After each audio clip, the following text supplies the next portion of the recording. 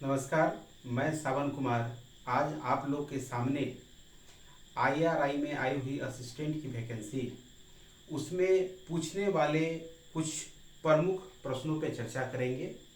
इस संदर्भ में हम देखेंगे कि आईएआरआई क्या है, आईसीआर क्या है, एएसआरबी क्या है।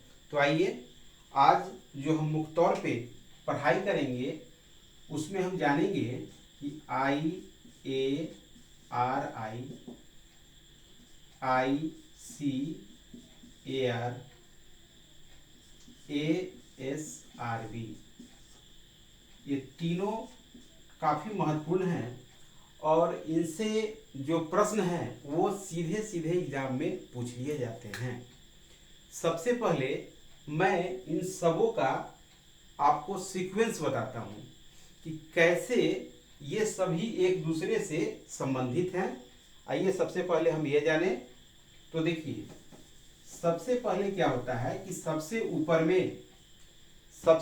में जो होती है वो होती है आपको भारत सरकार। सबसे ऊपर में क्या है? भारत सरकार, यानी गवर्नमेंट ऑफ इंडिया। भारत सरकार के अंदर बहुत सारे मंत्रालय हैं जिनकी देखरेख वहाँ के जो केंद्रीय मंत्री है वो करते हैं। तो भारत सरकार के ही अंतर्गत आपको आता है कृषि मंत्रालय। कृषि मंत्रालय जिसकी देखरेख जो है केंद्रीय कृषि मंत्री करते हैं। और ये कृषि मंत्रालय ये जो है एग्रीकल्चर एंड फार्मर वेलफेयर, यानी एग्रीकल्चर एंड फार्मर वेलफेयर, इस मंत्रालय का पूरा नाम है कृषि एवं किसान कल्याण मंत्रालय। इस कृषि मंत्रालय के अंतर्गत एक विभाग आता है जिसका नाम है डेयर। डेयर को बोलते हैं department of agricultural research education, यानी इस विभाग के अंतर्गत एग्रीकल्चर से जुड़े जितने भी सेक्टर हैं सारे का इसमें क्या है, रिसर्च किया जाता है और उनसे संबंधित जितने भी कोर्सेज वगैरह हैं वो सारी कराई जाती है। यानी हम कह सकते हैं पूरा का पूरा पाठ्यक्रम है डेयर के अंतर्गत। तो DARE agricultural and farmer welfare जो मिनिस्ट्री है उसी के अंतर्गत आती है। और डेयर के ही अंदर आती है आपको आईसीएआर। आईसीएआर का फुल फॉर्म होता है Indian council of agricultural research, जो कि कृषि विभाग का ये सबसे बड़ा, कृषि का ये सबसे बड़ा भारत में ये विभाग है। आप जितने भी रिसर्च इंस्टीट्यूट देखते हैं एग्रीकल्चर से रिलेटेड, जो भी यूनिवर्सिटी है, सेंट्रल यूनिवर्सिटी है, इंडियन इंस्टीट्यूट है, सेंट्रल इंस्टीट्यूट है, केवीके हैं, ये सभी के सभी जो है वो आईसीआर के अंतर्गत आते हैं। और जैसे आईसीआर जो है, अब देखेंगे जरा पे यहाँ पे हम लोग विस्तार से इसके बारे में। तो आईसीआर के अंतर्गत आते हैं आपको सेंट्रल यूनिवर्सिटी। सेंट्रल यूनिवर्सिटी जो एग्रीकल्चर से रिलेटेड है। दूसरा डीम्ड यूनिवर्सिटी। डीम्ड यूनिवर्सिटी वो भी आईसीआर के हैं बहुत सारे। तीसरा देखेंगे इंडियन इंस्टीट्यूट। इंडियन इंस्टीट्यूट, इन सबों पे हम बाद में विस्तार से चर्चा करेंगे। अभी चूंकि हमें जानना है आईसीएआर, आईएआरआई, एएसआरबी, इन तीनों को हमें जानना है, तो वो मैं सीक्वेंस आपको बता रहा हूं। इंडियन इंस्टीट्यूट होते हैं इसके अंतर्गत, फिर सेंट्रल इंस्टीट्यूट होते हैं, सेंट्रल इंस्टीट्यूट। इसके बाद एनआरसी। एनआरसी जो छोटे छोटे इंस्टीट्यूट होते हैं इनको बोला जाता है नेशनल रिसर्च सेंटर, ये होते हैं। इसके अलावे केवीके हैं और बहुत सारा इसके विंग हैं। जो आईसीआर के हैं। तो आईसीआर की जो डीम्ड यूनिवर्सिटी है, इसी डीम्ड यूनिवर्सिटी के अंतर्गत एक यूनिवर्सिटी है, डीम्ड यूनिवर्सिटी, जिसका नाम है IARI। और यही IARI जो है अभी असिस्टेंट की वैकेंसी निकाली है। ये नहीं कि ये जो वैकेंसी पास करेंगे उनकी नौकरी सिर्फ IARI में होगी, नहीं, उनकी जो नौकरी होगी वो IARI में तो होगी ही, उनका ट्रांसफर इंडियन इंस्टीट्यूट में होगा।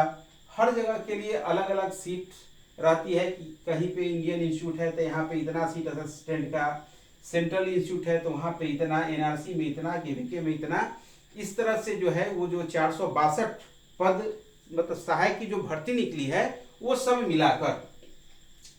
और इसके अलावा जो उसमें एक अलग से, जो कि मैंने पिछले वीडियो में बता रखा है, जो लेवल 7 है उनकी बहाली जो होगी वो होगी आपको कृषि मंत्रालय, यानी उनको मिनिस्ट्री मिलेगी। मिनिस्ट्री में ही जो इनका हेड ऑफिस है वहां पे उनकी पोस्टिंग होगी। तो IRI जो है, आप देख लिए कि ICR के अंतर्गत बहुत सारे चीजें हैं। सेंट्रल यूनिवर्सिटी है, डीम्ड यूनिवर्सिटी है, इंडियन इंस्टीट्यूट है, सेंट्रल इंस्टीट्यूट है, NRC है, KVK है, कृषि विज्ञान केंद्र है, और इसके अलावा भी तमाम मिसलेनियस ऐसे चीज हैं। बहुत सारे प्रोजेक्ट्स हैं जो कि लगातार चलते रहते हैं एग्रीकल्चर से रिलेटेड। तो ICR का ही एक डीम्ड यूनिवर्सिटी है जिसका नाम है IARI। तो आइए हम सबसे पहले क्रम में चलेंगे कि हम लोग IRI के बारे में पढ़ेंगे। IARI चूंकि ये जितना भी यूनिवर्सिटी है, इंस्टीट्यूट है, उन सबों में सबसे पुराना जो है वो है IRI का। और ये एग्रीकल्चर से मतलब रिलेटेड ये संस्था है। यानी जैसे देखते हैं ना कि कहीं पे कोई खास हॉस्पिटल होता है, कैंसर का होता है, टीबी का होता है, तो वहाँ पे क्या है कि स्पेशल जो उस बीमारी से ग्रसित मरीज है वहाँ पे जाते हैं। यहाँ पे भी वही बात है। भारत सरकार ने पूरे भारतवर्ष को हर फसल के अनुसार, जैसे आप देखेंगे कि ग्रेप्स का है तो ग्रेप्स का जो रिसर्च सेंटर है वो पड़ता है आपको पुणे में। यानी उस क्षेत्र में अंगूर की पैदावार सबसे ज़्यादा होती है, और उस क्षेत्र के किसान जिनको कि अंगूर की खेती करने में जो जो समस्याएं होती है वो जाके वहाँ के जो रिसर्च सेंटर पे हैं, जहाँ पे कि वैज्ञानिक रहते हैं, वो सभी इस समस्या का समाधान कराएंगे। तो आइए हम लोग सबसे पहले आज जानते हैं पहले IARI के बारे में।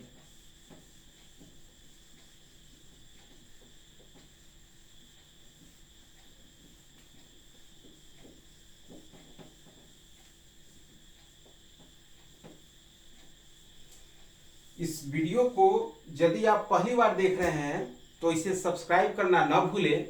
साथ ही अगर आपने असिस्टेंट की वैकेंसी भर रखी है तो वहां से जो GS के 25 प्रश्न होंगे उसमें से 3 से लेकर 5 प्रश्न आपको ICR से रिलेटेड होंगे, IRI से रिलेटेड होंगे, और आपको सीधे सीधे प्रश्न जो है पूछ लिए जाएंगे। तो आइए हम लोग जानते हैं सबसे पहले IARI के बारे में।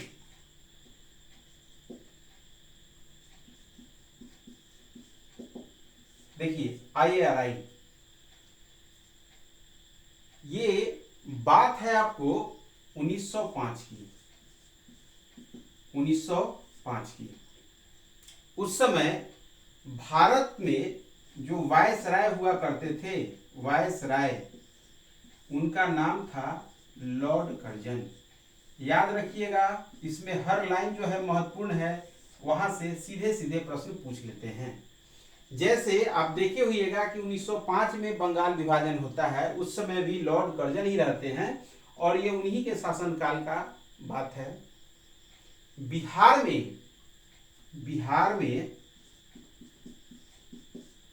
का एक जिला है जिसका नाम है समस्तीपुर। याद भी है। तो बिहार का एक जिला है समस्तीपुर, और बात है आपको 1 अप्रैल 1905 को। कृषि के विकास के लिए लॉर्ड कर्जन साहब ने यहाँ पे क्या किया 1 अप्रैल 1905 को बिहार के समस्तीपुर पूसा में IARI का गठन करवाते हैं। यानी सीधे शब्दों में समझिए तो IARI का गठन कब हुआ, तो इसका जवाब होगा 1 अप्रैल 1905 को। अब IARI का जो गठन हुआ इसका फुल फॉर्म है इंपीरियल एग्रीकल्चरल रिसर्च इंस्टीट्यूट। अब देखिए ये IRI जो संस्थान खोली गई, इसमें को खोलने में बहुत सारे लोगों ने सहयोग किया। बहुत सारे लोग जो है अपने पैसे का डोनेशन दिए। देखिए पहले भी होता था और आज भी देखते होइएगा कि बहुत सारा जब इंस्टीट्यूट कहीं पे खोलता है तब बहुत सारे लोग उसको सहयोग करते हैं, हर कोई कंजूस नहीं होता है। तो एक इन्हीं में सबसे जो ज्यादा पैसा देने वाले थे, इनका नाम था हेनरी फिलिप्स।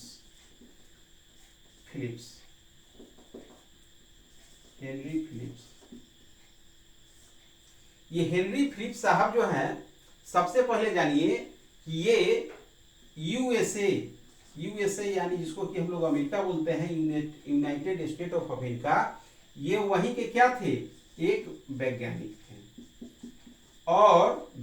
थे वहां के। और IRI की स्थापना में इन्होंने $30,000 क्या किया था, डोनेशन दिया था बनाने के लिए।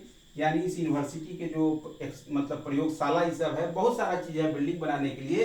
$30,000 और बात है 1905 की, तो $30,000 का आज के डेट में भी एक बहुत बड़ा अमाउंट है। और ये दिए थे कब, 1905 में। ये कोई छोटा मोटा रकम तो था नहीं। अब क्या हो कि भाई ये भी प्रश्न पूछ लिया गया है कि उसमें जो सबसे ज्यादा डोनेशन दिए थे वो कहाँ के वैज्ञानिक थे।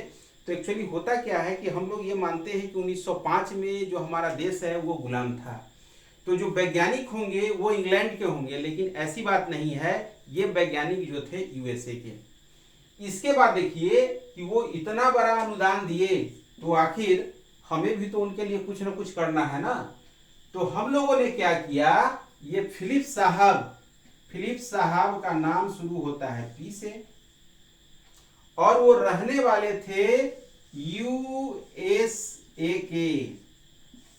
तो हम लोगों ने समस्तीपुर जिला का जो स्थान है उस जगह का नाम ही रख दिया पूसा, कि मतलब वो जो है इतना बड़ा योगदान दे रहे हैं, $30,000 दे रहे हैं, तो हम लोगों ने उनका मतलब नाम पे ही इस जगह का नाम रख दिया Pusa, Philips from USA.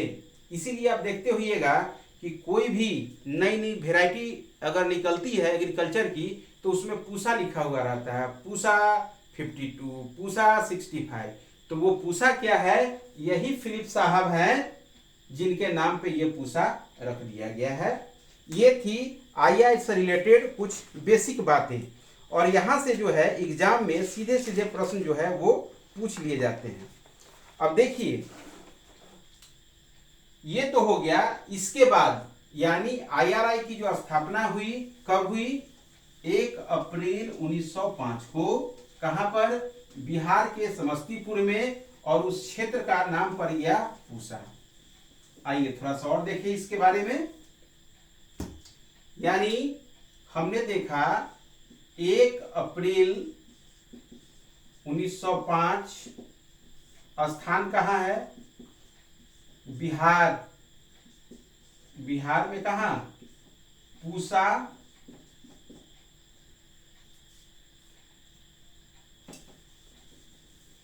Pusa Samastipur. अभी जाने कि पूसा नाम कैसे पर, आप तो क्लियर हो गया। यहां पे ये बिल्डिंग जो है बन के तैयार, हर कुछ चल रहा था, लेकिन क्या होता है कि दुर्भाग्य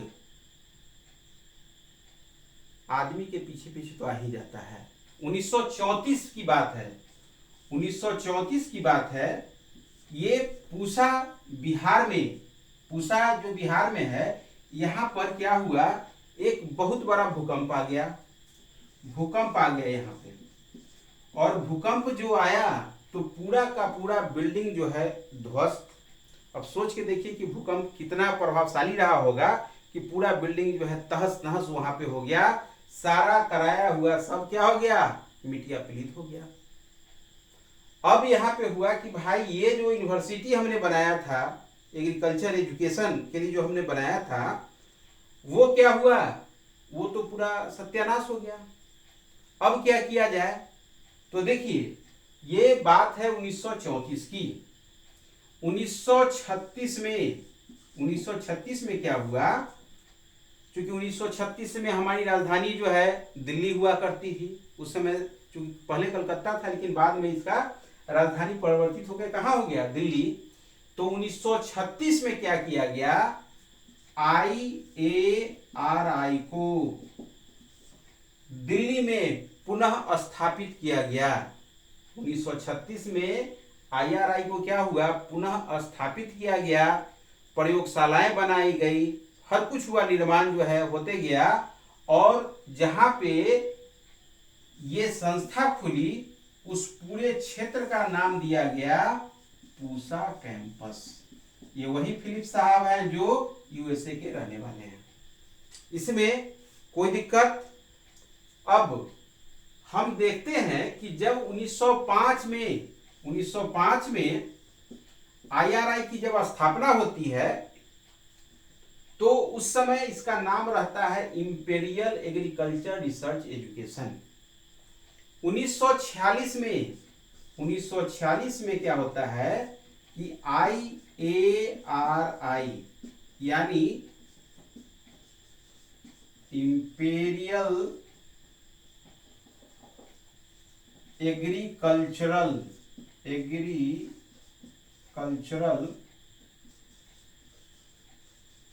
रिसर्च इंस्टीट्यूट का नाम बदलकर इंपीरियल के जगह पे इसका नाम जो है वो हो जाता है आपको Indian agricultural research institute IARI।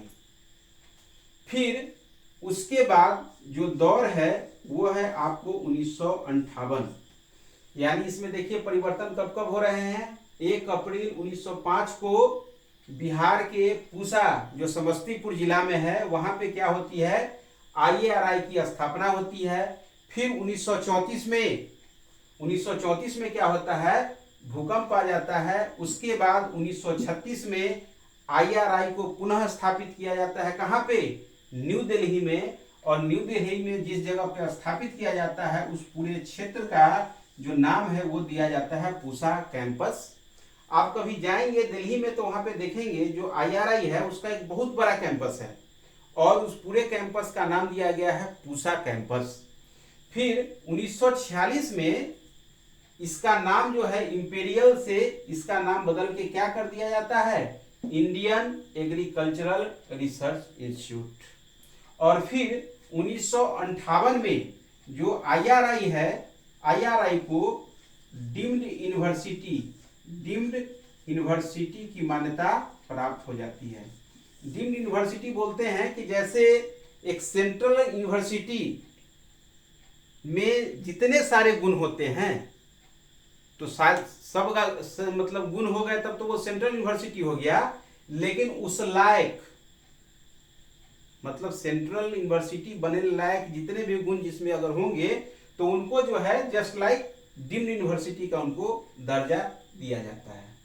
अब यहाँ से एग्जाम में जो प्रश्न है वो आपको सीधे सीधे ये पूछ लेंगे IRI की स्थापना कब हुई, तो 1 अप्रैल 1905।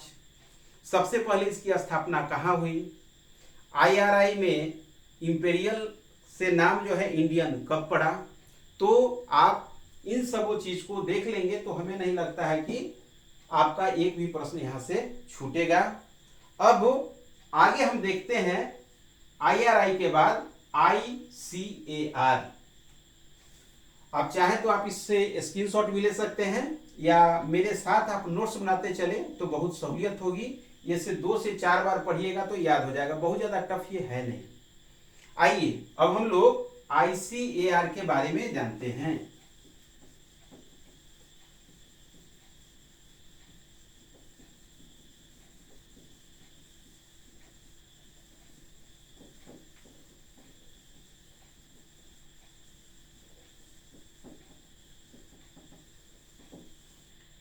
देखिए ICAR,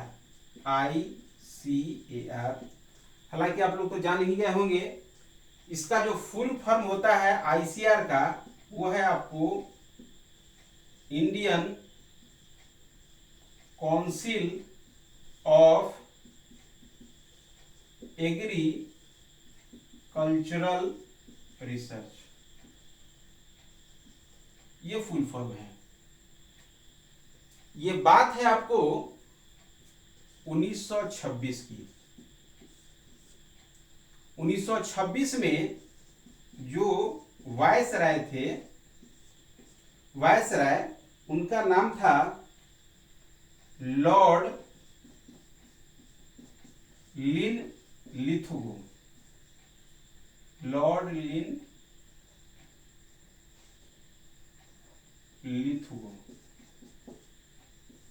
ये लॉर्ड लिनलिथगो साहब जो क्या किए कि कृषि की देखरेख के लिए, स्पेशली कृषि के लिए क्या हुआ, इन्होंने एक कमीशन का गठन किया। इन्होंने क्या किया, एक कमीशन का यानी आयोग का गठन किया। उस कमीशन का नाम था रॉयल कमीशन। कमीशन का नाम क्या था, रॉयल कमीशन। मतलब समीक्षा करने के लिए कि भारत में जो कृषि है उसकी क्या स्थिति है, उसको कैसे आगे बढ़ाया जाए, इन सब चीजों के लिए इन्होंने क्या किया, रॉयल कमीशन का गठन किया। 1926 के बाद 1928 में क्या हुआ कि ये रॉयल कमीशन ने एक अपना रिपोर्ट दिया, किनको, लॉर्ड लिनलिथगो साहब को, कि ऐसा कीजिए आप एक ICAR का आप निर्माण कीजिए। किस चीज का निर्माण कीजिए, ICAR का आप निर्माण कीजिए। और ICAR का जो निर्माण होता है वो 1860 सोसाइटी रजिस्ट्रेशन एक्ट के तहत होता है। ये भी एग्जाम में सीधा सीधा प्रश्न पूछ लिया गया है कि ICAR का जो गठन हुआ था किस सोसाइटी रजिस्ट्रेशन एक्ट के तहत किया गया, तो 1860 सोसाइटी रजिस्ट्रेशन एक्ट के तहत, और रॉयल कमीशन की सिफारिश पे 1928 में तो इन्होंने अपना रिपोर्ट दिया। 16 जुलाई 1929 को ICAR का गठन होता है। ICAR का गठन होता है और ICAR का जो मुख्यालय है, ICAR का जो मुख्यालय है वो है, कहाँ है आपको, न्यू दिल्ली में। बात क्लियर हो गई। यानी ICAR Indian council of agricultural research, 1926 में वायसराय थे लॉर्ड लिनलिथगो। इन्होंने एक कमीशन का गठन किया। उस कमीशन का नाम था रॉयल कमीशन, और रॉयल कमीशन ने अपना रिपोर्ट 1928 में दिया और इनको कहा कि आप जो है ऐसा कीजिए, एक ICAR का आप निर्माण कीजिए, जिसके तहत जो है पूरे भारत में जितने भी कृषि कार्य हैं और कृषि से संबंधित जितने भी पढ़ाई है सबों की देखरेख के लिए वो कार्य करेगी। तो ICAR का निर्माण होता है 1860 सोसाइटी रजिस्ट्रेशन एक्ट के तहत, और 16 जुलाई 1929 को ICAR का स्थापना हो जाता है। अब देखिए, जब ICAR की स्थापना होती है तो I फॉर इंपेरियल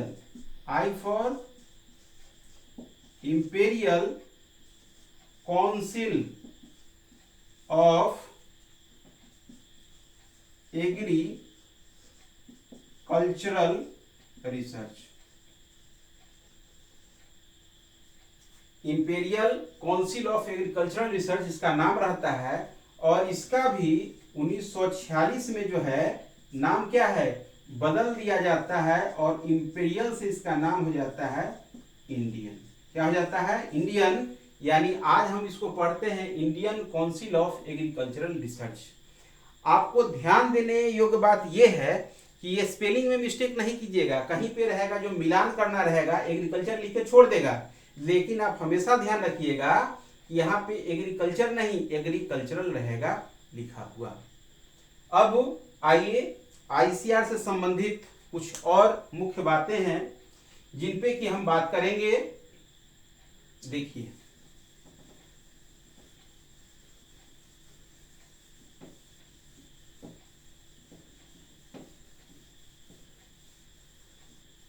हमने आपको बताया थोड़ा देर पहले कि एक है भारत सरकार, ये क्या है, भारत सरकार है, भारत सरकार। भारत सरकार के नीचे है आपको कृषि मंत्रालय। क्या है, कृषि मंत्रालय। कृषि मंत्रालय के नीचे है आपको DARE department of agriculture and research education, और डियर के नीचे है आपको आईसीएआर। तो देखिए, आईसीएआर एक ऑटोनोमस बॉडी है, यानी भारत सरकार से ये संबंध है, इसे आप 100% भारत सरकार नहीं बोल सकते हैं, लेकिन एक भारत सरकार को जितने भी सारी सुविधाएं मिलती हैं वो सारी सुविधाएं आप भारत सरकार नहीं बोल सकते हैं, लेकिन भारत सरकार से आप अलग भी से नहीं बोल सकते हैं कि जितनी भी सुविधा जो भारत सरकार के एम्प्लॉय को मिलती है इनको भी मिलती है। और आईसीआर के जो सबसे बड़े अधिकारी हैं उनको कहा जाता है डीजी। क्या कहा जाता है, डीजी, डायरेक्टर जनरल। और आईसीआर के जो डीजी होते हैं वो डेयर के सेक्रेटरी होते हैं, सेक्रेटरी, सचिव। यानी जो डेयर के सेक्रेटरी होंगे वही व्यक्ति आईसीआर के क्या होंगे, डीजी होंगे। तो यहाँ पे दो प्रश्न निकल के आते हैं, यानी प्रथम डीजी, प्रथम डीजी, और दूसरा है आपको वर्तमान डीजी। ये दोनों का नाम जो है आप याद रखिए। जो प्रथम इसके डीजी हैं उनका नाम है बीपी पॉल। उनका नाम क्या है, बीपी। प्रथम डीजी है डॉक्टर बीपी पॉल, और जो वर्तमान डीजी हैं इनका नाम है त्रिलोचन महापात्रा। ये दोनों आप याद रखिए, यहां से आपको प्रश्न पूछे जाएंगे। जो आईसीआर के प्रथम डीजी हुए वो कौन है, डॉक्टर बीपी पाल, और जो वर्तमान डीजी है उनका नाम है त्रिलोचन महापात्रा। इसके अलावा ये जो आईसीआर हैं, ये आईसीआर के प्रेसिडेंट कौन होंगे, प्रेसिडेंट, आईसीआर के जो प्रेसिडेंट जो है वो कौन होंगे, तो वर्तमान में जो भी केंद्रीय कृषि मंत्री हैं, जो भी केंद्रीय कृषि मंत्री हैं, जैसे आज देखिए वर्तमान में हमारे केंद्रीय कृषि मंत्री नरेंद्र सिंह तोमर, कौन है, नरेंद्र सिंह तोमर, वो क्या है, आईसीआर के क्या है, आईसीआर के प्रेसिडेंट हैं। केंद्रीय कृषि मंत्री नरेंद्र सिंह तोमर जी क्या है, आईसीआर के क्या है, प्रेसिडेंट हैं। यानी वर्तमान में जो भी केंद्रीय कृषि मंत्री होंगे वही इसके प्रेसिडेंट होंगे। और यदि पूछ लिया जाता है कि आईसीएआर के पहले अध्यक्ष या प्रेसिडेंट, तो जवाब होगा मोहम्मद हबीबुल्लाह। यहां तक जो हमने आपको बताए, यहां से आपको प्रश्न जो है एग्जाम में सीधे सीधे पूछ लिए जाएंगे। तो हम समझते हैं कि अब आईसीआर के बारे में आपकी समझ जो है वो विकसित हो चुकी होगी, खास करके एग्जाम के पॉइंट ऑफ व्यू से। और इन सबों को आप 1 से 2 बार यदि आप देख लेते हैं तो हम उम्मीद करते हैं कि आपको कोई परेशानी नहीं होगी। अब आइए इसी क्रम में हम बढ़ते हैं एएसआरबी के बारे में। अभी हमने आईएआरआई और आईसीआर के बारे में जाना। अब दूसरा है तीसरा जो है एएसआरबी। थोड़ा सा हम लोग इसको समझते हैं। देखिए, एएसआरबी इसका फुल फॉर्म होता है एग्रीकल्चरल साइंटिफिक रिक्रूटमेंट बोर्ड। इसका जो गठन हुआ था वो हुआ था आपको 1975 में। ASRB agricultural scientific recruitment board. अब इसके जैसे कि नाम से स्पष्ट है, ये क्या करता है, साइंटिस्ट की बहाली करता है। तो सिर्फ साइंटिस्ट की बहाली नहीं करता है, ये बहाली करते हैं आईसीआर के डीजी के, डीडीजी के, एडीजी, डायरेक्टर, साइंटिस्ट मतलब एग्रीकल्चर साइंटिस्ट, और T6 यानी टेक्निकल ऑफिसर है, एओ। ये बहुत सारे पद हैं, मतलब जो भी अधिकारी रैंक का पद है उन सबों को क्या करते हैं, सिलेक्ट करते हैं एएसआरबी। जैसे जो हमारा आईसीआर है, आईसीएआर है, आईसीआर का मुख्यालय जो है वो कहाँ पे है, मुख्यालय हेडक्वार्टर जो है इसका, वो हमने बताया आपको कि न्यू दिल्ली में है। न्यू दिल्ली में जब आप दिल्ली जाएंगे तो वहां पे आप देखेंगे कि रोड के एक साइड जो है रेल भवन है और दूसरे साइड में क्या है, कृषि भवन है। उसी कृषि भवन में इसका क्या है, एक ऑफिस है, किसका, आईसीएआर का।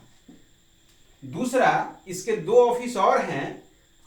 जो आईआरआई कैंपस है, उस कैंपस में इसके 2 और बिल्डिंग हैं। इन दोनों बिल्डिंग में एक का नाम है केव 1 यानी कृषि अनुसंधान भवन 1, और दूसरा जो है वो है कृषि अनुसंधान भवन 2। और ये कैव 1 में ही आपको एएसआरबी का क्या है, ऑफिस मिलेगा। इसको बोलते हैं एग्रीकल्चरल साइंटिफिक रिक्रूटमेंट बोर्ड यानी कृषि वैज्ञानिक चयन मंडल। इसका होता है कृषि वैज्ञानिक चयन मंडल। इसकी पूरी हुई एग्रीकल्चर साइंटिफिक रिक्रूटमेंट बोर्ड। और इन सब पदों का जैसे आप देखे होइएगा कि कुछ दिन पहले जो एग्जाम हुआ था, एओ का एग्जाम हुआ था, उसको आईआरआई ने नहीं लिया था, उसको लिया था किसने, एएसआरबी ने। चूंकि आईसीआर की एक संस्था है आईएआरआई, तो आईसीआर ने क्या कहा, आईसीआर ने आईआरआई को एक जवाबदेही दे दी कि ऐसा कीजिए, आप जो है असिस्टेंट पद की जो है आप बहाली प्रक्रिया शुरू कीजिए। इससे पहले आप देखे हैं कि जो T1 का एग्जाम हुआ था उसको भी आईआरआई ने ही कंडक्ट करवाया था, और ये जो आपका असिस्टेंट का एग्जाम होना है इसको भी कौन सा, आईएआरआई ही कंडक्ट करवा रहा है। जो जिसकी की संभावित परीक्षा की तिथि जो है वो है आपको 25 जुलाई। और ये जितने भी पद हैं आप देखेंगे इन सब की बहाली है वो कौन करती है, वो करती है आपको एएसआरबी। यानी हम कह सकते हैं कि एएसआरबी एक ऐसी संस्था है जो DG, DDG, ADG, director, scientist, T6, एओ, तमाम बहुत सारे ऐसे पद हैं, उन सबों का क्या है, चयन करती है और संबंधित विभाग में क्या है, उनकी पोस्टिंग करवाती है। तो दोस्तों